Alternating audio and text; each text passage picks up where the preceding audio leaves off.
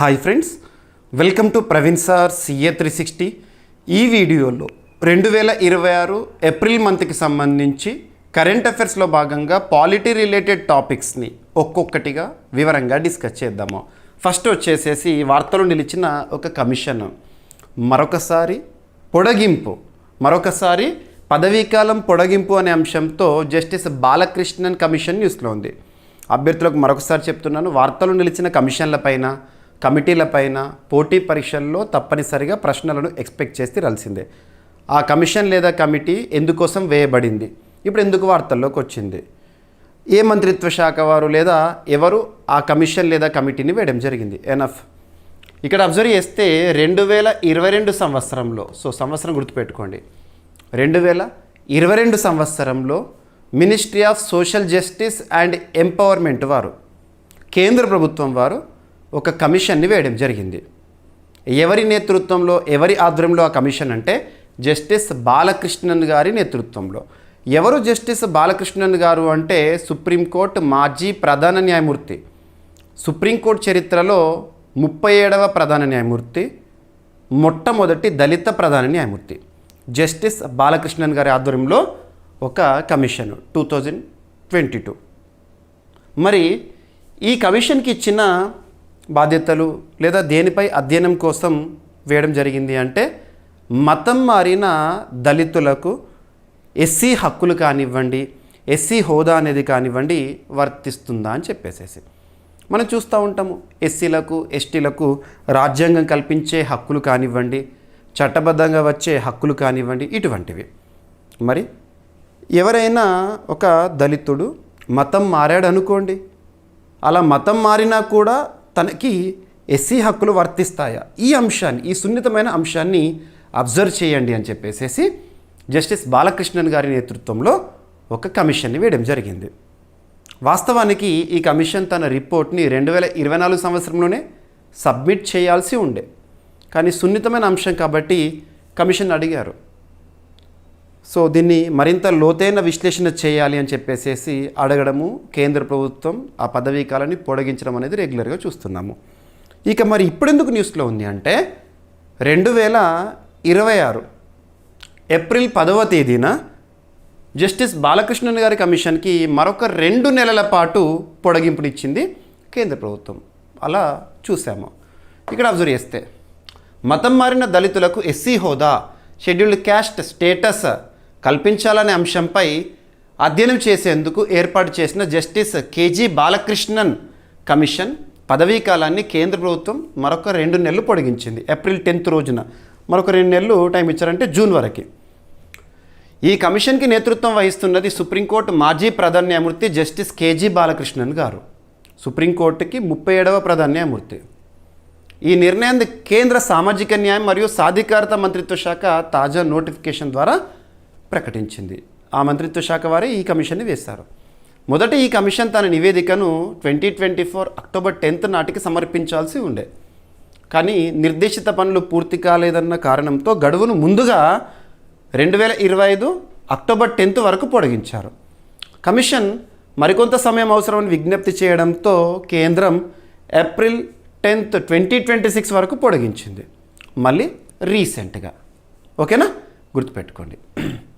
Commission యొక్క ప్రధాన పని ఏంటంటే క్రైస్తవ లేదా ముస్లిం మతాలకు మారిన దళితులకు రాజ్యాంగం ప్రకారం ఎస్సీ హక్కులు కల్పించాలా అనే అంశంపై సవివరంగా అధ్యయనం చేయడము.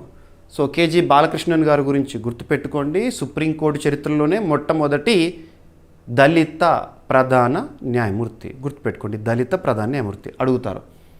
ఓకేనా. కమిషన్ ఏర్పాటు 2022 అక్టోబర్ 6న. కమిషన్ సభ్యులు justice K G Balakrishnan chairman, professor Sagarambal Krishnan, మాజీ IAS అధికారి రజితా సింగ్ గారు. ఓకేనా. ఇక ఎస్సీ హోదా నియమాలు ప్రస్తుతం హిందూ, సిక్కు, బౌద్ధ మతాలకు చెందిన దళితులు మాత్రమే ఎస్సీ వర్గంలోకి వస్తారు. ఓకేనా. ప్రెసిడెన్షియల్ ఆర్డర్ 1950 ప్రకారము. Right, enough. ఈ కమిషన్ నివేదిక రాజ్యాంగంలోని ఆర్టికల్ 341 కింద భవిష్యత్తులో కీలక మార్పులకు దారితీసే అవకాశం ఉందని తెలుస్తుంది. ఇక next, jail rights can't be disabled. ఇక్కడ అబ్జర్వ్ చేస్తే జైల్లో ఉండే ఖైదీలకి కూడా హక్కులు ఉంటాయి. ఓకేనా? సో ఇక్కడ అబ్జర్వ్ చేస్తే జైల్ రైట్స్. సుప్రీంకోర్టు రీసెంట్గా దివ్యాంగులను దృష్టిలో ఉంచుకొని, పర్సన్స్ విత్ డిజేబిలిటీస్ దృష్టిలో ఉంచుకొని భారతదేశంలోని జైళ్ళు ఏవైతే ఉన్నాయో వాటిని దివ్యాంగులకు అనుకూలంగా మార్చే విధంగా సూచనలు ఇవ్వండి అని చెప్పేసి ఒక కమిటీకి బాధ్యతలను ఇవ్వడం జరిగింది. ఆ కమిటీ ఎవరి ఆధ్వర్యంలో అంటారు?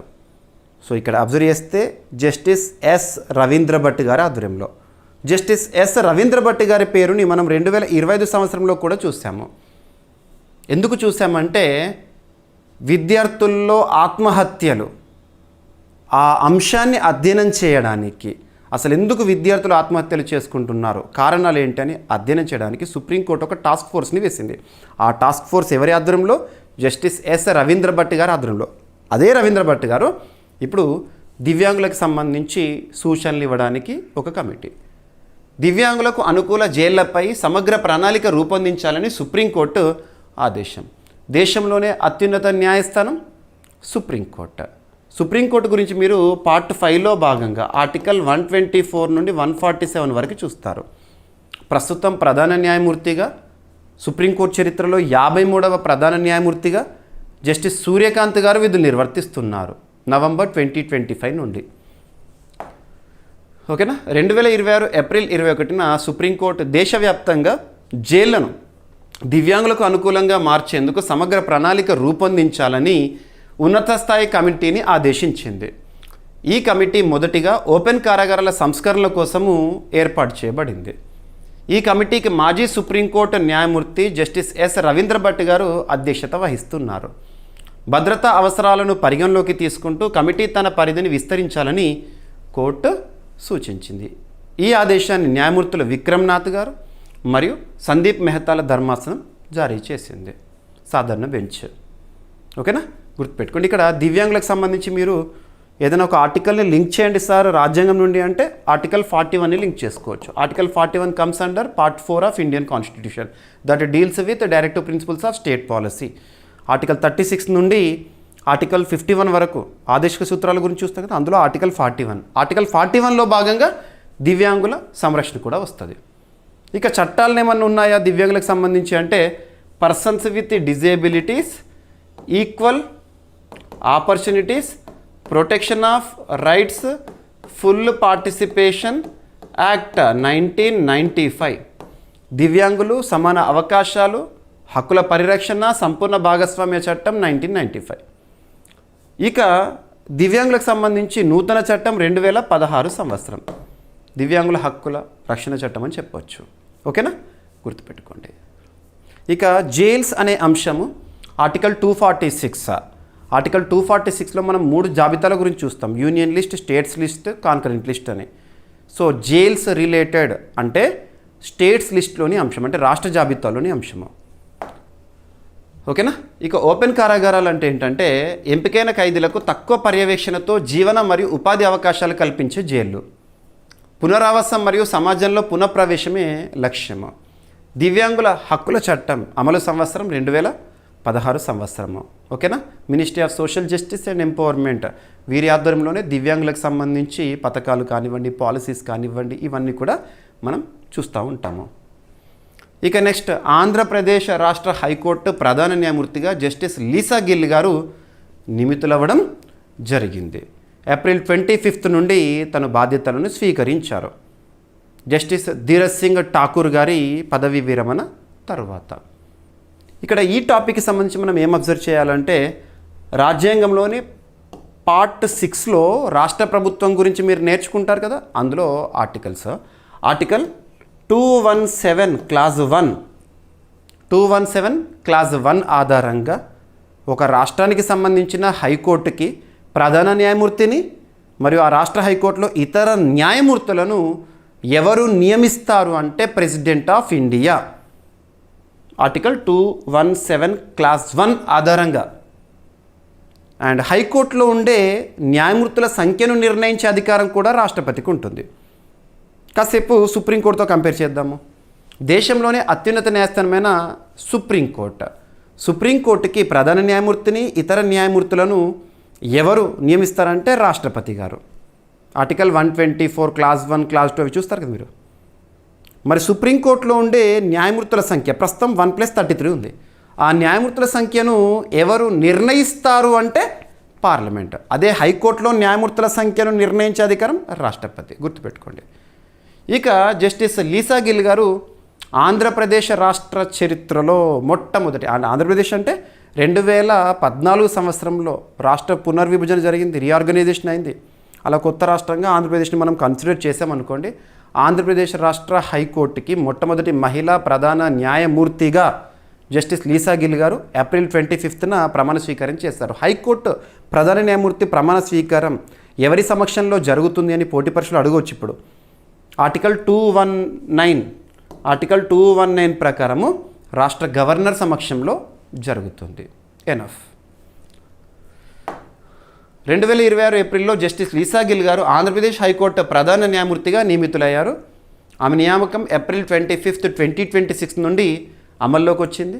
పదవీ విరమణ చేసిన జస్టిస్ ధీరజ్ సింగ్ ఠాకూర్ స్థానంలో ఆమె బాధ్యతలను స్వీకరించారు. 2019లో ఆంధ్రప్రదేశ్ హైకోర్టు పునర్వ్యవస్థీకరణ తర్వాత తొలి మహిళా ప్రధాన న్యాయమూర్తిగా ఆమె నిలిచారు. ఆమెను పంజాబ్ అండ్ హర్యానా హైకోర్టు నుంచి బదిలీ చేశారు.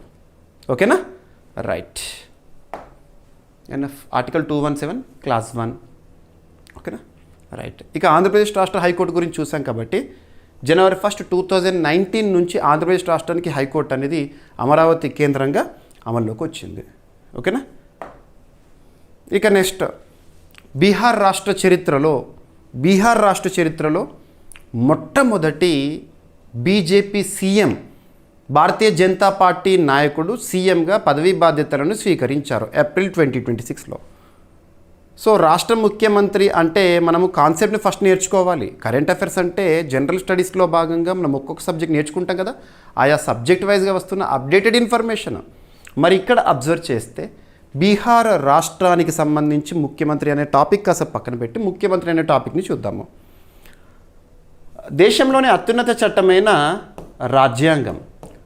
రాజ్యాంగంలో పార్ట్ 6లో స్టేట్ గవర్నమెంట్, రాష్ట్ర ప్రభుత్వం అనే టాపిక్ని మనం నేర్చుకుంటాము. అందులో నేను ఆర్టికల్ 164ని ఇక్కడ తీసుకుంటున్నాను. ఆర్టికల్ 164 క్లాజ్ 1 ప్రకారము రాష్ట్ర ముఖ్యమంత్రిని రాష్ట్ర గవర్నర్ గారు నియమిస్తారు. ఆ నియమించేటప్పుడు ఎటువంటి పరిస్థితులను కన్సిడర్ చేస్తారు రాష్ట్ర గవర్నర్ అంటే? రాష్ట్రంలో మెజారిటీ స్థానాలు పొందిన రాజకీయ పార్టీ ఏది అని చూస్తారు, లేదంటే రాజకీయ కూటమినైనా చూడొచ్చు, అలయన్స్ గవర్నమెంట్ అయితే. ఆర్టికల్ 164 క్లాజ్ 1 ప్రకారం రాష్ట్ర ముఖ్యమంత్రి నియామకము. ఇక ఆర్టికల్ 164 క్లాజ్ 1లో కొన్ని నూతన నిబంధనలను చేర్చడం జరిగింది. రాజ్యాంగంలో మార్పులు చేర్పులు అంటే సవరణ అనే పదం మనకు గుర్తుకు రావాలి. ఏదైనా ఒక సవరణ గురించి చూస్తున్నప్పుడు ఆ సవరణ సంఖ్యను చూడండి, ఏ సంవత్సరంలో జరిగింది, ఆ సవరణ ద్వారా రాజ్యాంగంలో చేర్చిన అంశం ఏంటి. ఆర్టికల్ 164 క్లాజ్ 1A ఎలా చేర్చారంటే 91st constitutional amendment act 2003. Article 164 clause 1Bని కూడా చేర్చారు, అదే రాజ్యాంగ సవరణ చట్టం ద్వారా.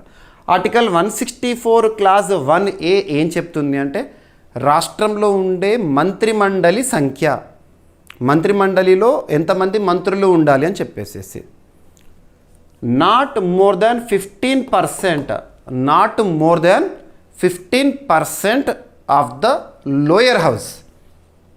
ఇక్కడ అబ్జర్వ్ చేస్తే లోయర్ హౌస్ అనే పదాన్ని ఎందుకు నేను ఇక్కడ వాడానంటే భారతదేశంలో పార్లమెంట్ అంటే బైకామరలిజం ఉంది, ద్విసభ విధం, బైకామరల్ హౌజెస్, రాజ్యసభ లోక్సభ అని.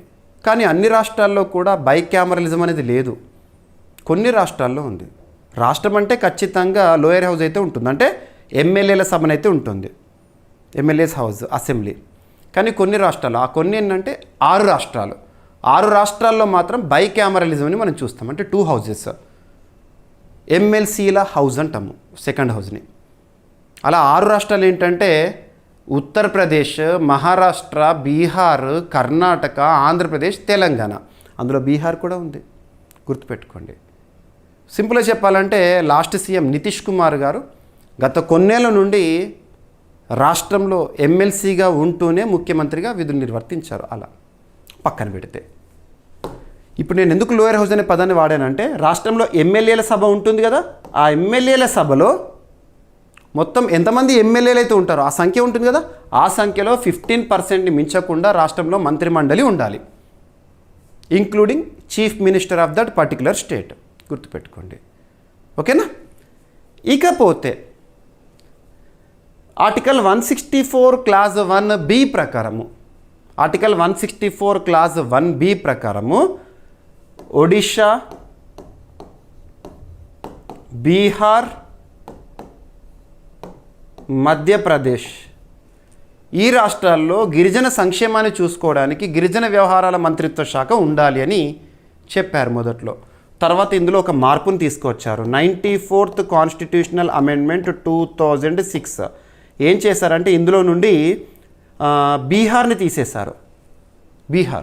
బీహార్ని తీసి ఒడిషాని, మధ్యప్రదేశ్ని కంటిన్యూ చేశారు.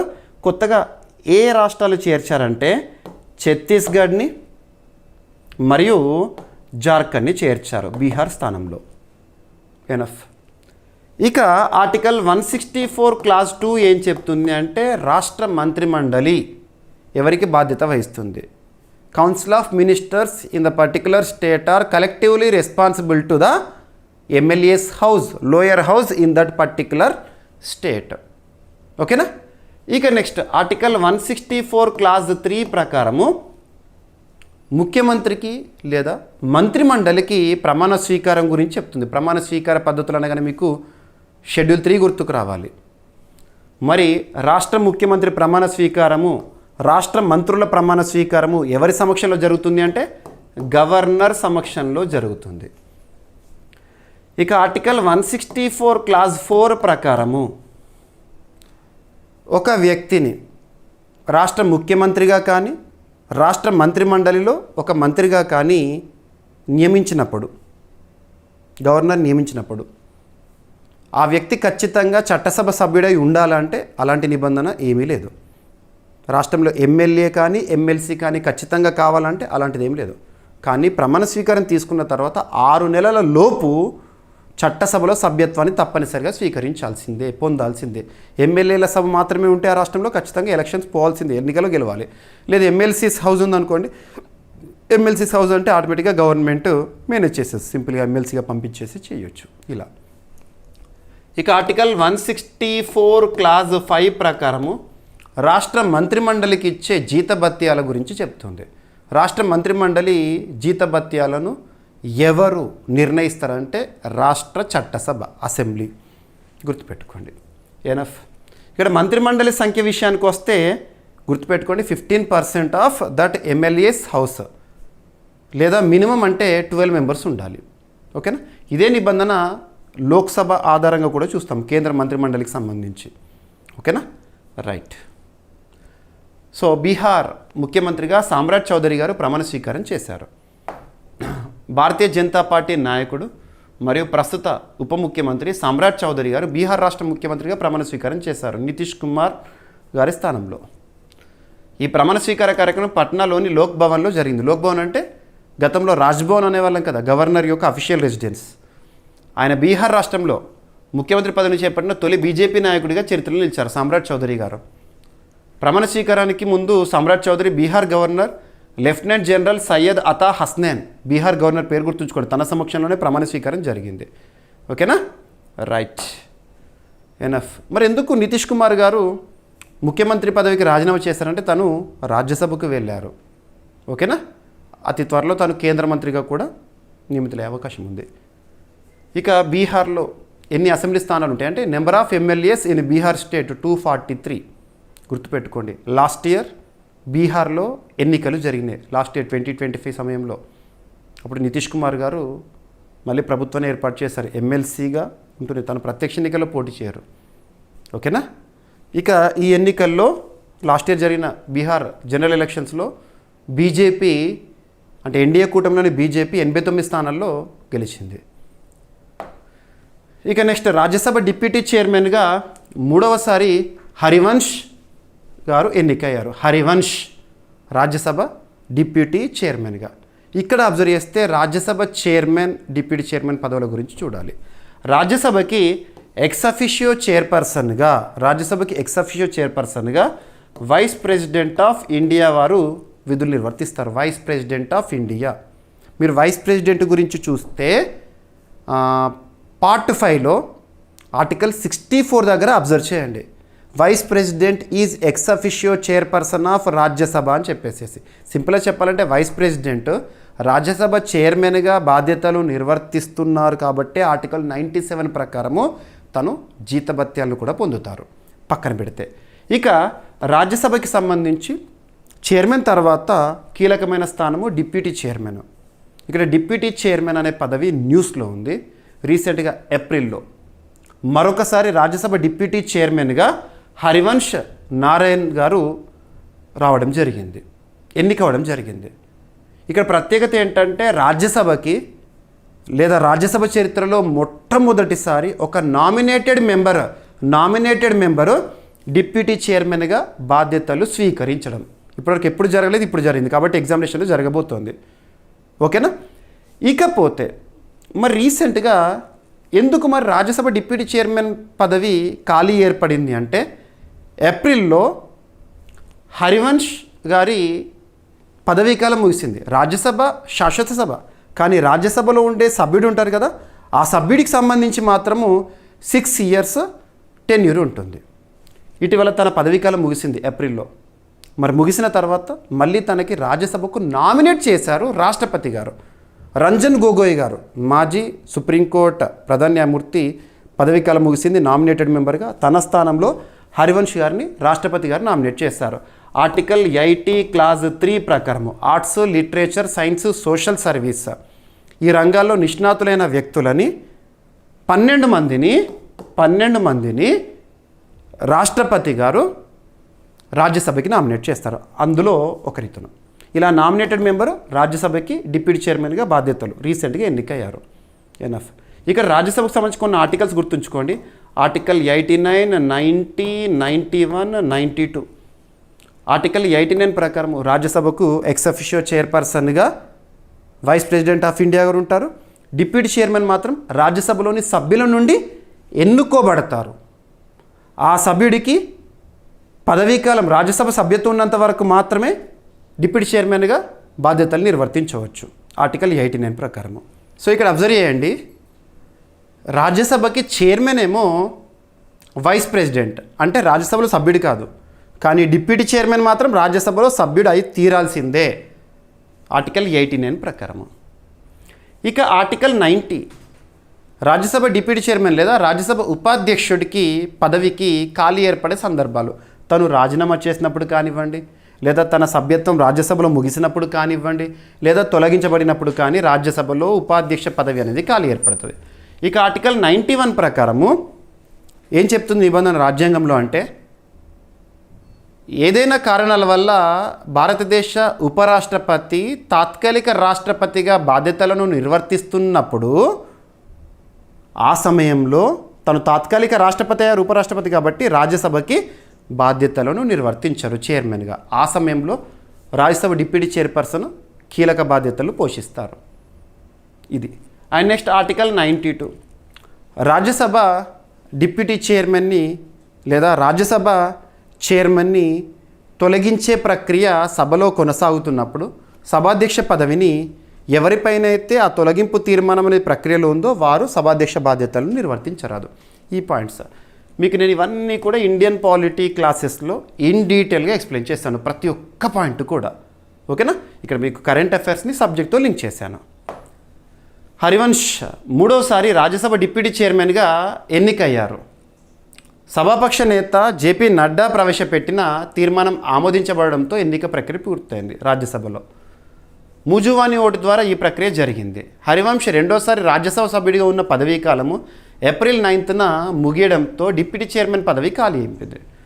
రాజ్యసభ వ్యవహారాల నియమాలు rules of procedure and conduct of business in the council of స్టేట్స్లోని రూల్ 7 ప్రకారం ఎన్నిక నిర్వహించబడింది. ఈ ప్రక్రియను సిపి రాధాకృష్ణన్ గారు అంటే రాజ్యసభ చైర్పర్సన్ నిర్వహించారు. భారత రాష్ట్రపతి ద్రౌపది ముర్ము హరివంశ్ని ఇటీవల రాజ్యసభకు నామినేట్ చేయడం జరిగింది, గుర్తుపెట్టుకోండి. ఓకేనా. రాజ్యసభకు సంబంధించిన బేసిక్ పాయింట్స్: 1952లో స్థాపన, గరిష్ట సభ్యుల సంఖ్య 250, అందులో 238 ఏమో ఎన్నికవుతారు. Schedule 4 of Indian constitution representation of states in Rajya Sabha గురించి చెప్తుంది.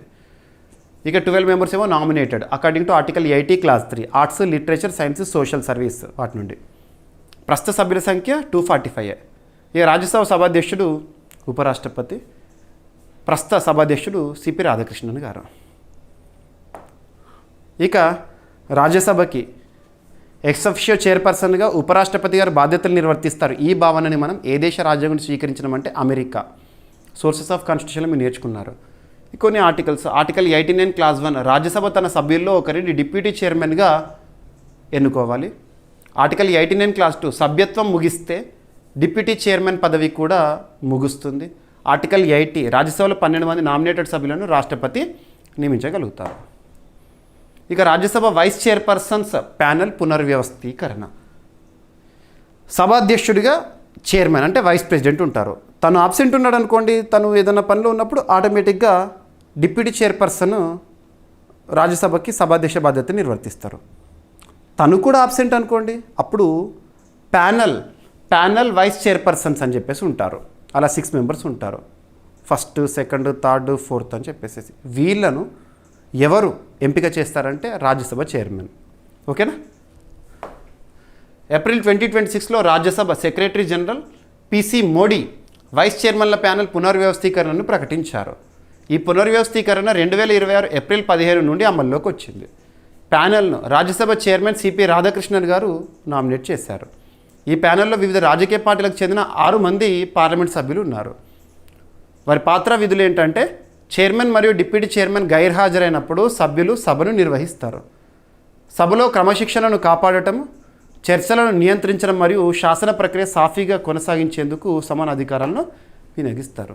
రీసెంట్గా ప్యానెల్ వైస్ చైర్పర్సన్స్ ఎవరంటే దినేష్ శర్మ గారు, తను BJP party senior, and S Phangnon Konyak Bharatiya Janata Party నుండి, Ghanshyam Tiwari BJP, Phulo Devi Netam Indian National Congress, M Thambidurai All India Anna Dravida Munnetra Kazhagam, next Sasmita Patra Biju Janata Dal నుండి. ఓకేనా. రాజ్యసభకు సంబంధించిన బేసిక్ పాయింట్స్.